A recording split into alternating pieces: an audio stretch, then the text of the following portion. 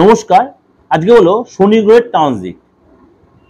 দীর্ঘ ৩০ বছর পর শনি গ্রহ মীন রাশিতে প্রবেশ করছে, অর্থাৎ শনি তার নিজস্ব রাশি মূল ত্রিকোণ রাশি কুম্ভ রাশি ছেড়ে মীন রাশিতে প্রবেশ করছে।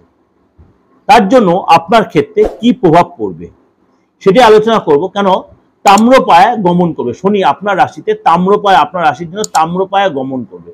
মিথুন রাশির জন্য তাম্রপায়া গমন হচ্ছে গোল্ডেন পিরিয়ড আসছে। আগামী ২.৫ বছর আপনার জন্য কিন্তু যথেষ্ট ভালো সময়। শনি এখন নবম ভাবে আছে, এই নবম ভাব থেকে শনি আপনার দশম ভাবে গোচর করবে।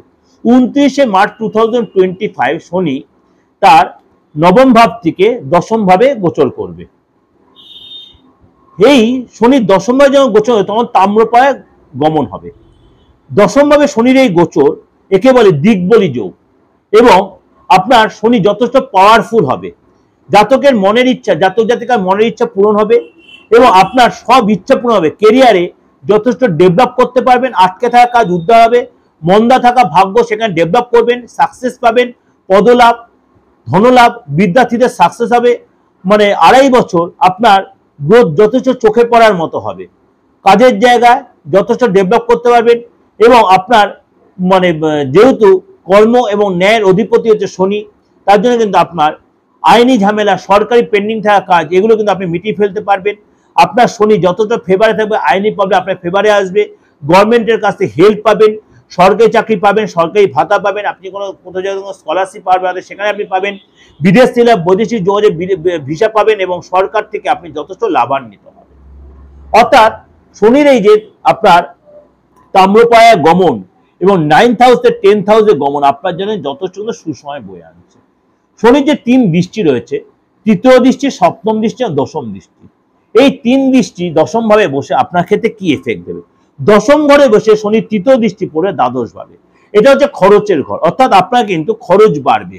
কিরকম খরচ বাড়বে? গাড়ি বলুন, প্রপার্টি বলুন, কোনো জিনিস কেনা বেচা বলুন, বা গাড়ি কেনা বলুন, বা আপনার প্রপার্টি কেনা বলুন, বা প্রপার্টি রিপেয়ার বলুন, এই অর্থাৎ ভালো কাজে আপনার খরচ হবে। কিন্তু আপনি বাইরে যাবেন ঘুরতে, বিদেশে যাবেন, বিদেশ থেকে কোনো আর্ন হবে, ঘুরতে গেলে আপনার মনটা ফ্রেশ লাগবে এবং সেখানে কিন্তু আপনার দেখা গেল আপনার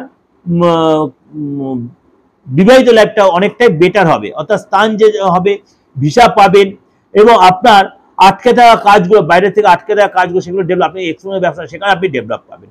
শনির সপ্তম দৃষ্টি পড়বে আপনার চতুর্থ ভাবে।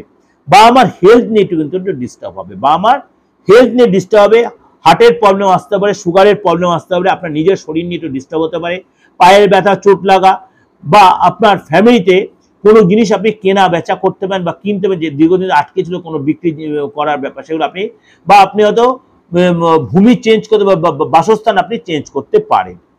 শনির দশম দৃষ্টি পড়বে আপনার সপ্তম ভাব। সপ্তম ভাবটা হচ্ছে আমাদের রিলেশনের ঘর। এখানে অবিবাহিত যারা তারা কিন্তু বিয়ে হতে পারে, প্রেমের যারা যত সাকসেস পাবেন, রিলেশন যথেষ্ট ভালো হবে। বিবাহিত যারা তাদেরকে বলে একটু সতর্ক, একটু কসাস থাকতে, নাহলে কিন্তু আপনার এক্সট্রা রিলেশন আপনি জড়িয়ে পড়তে পারেন।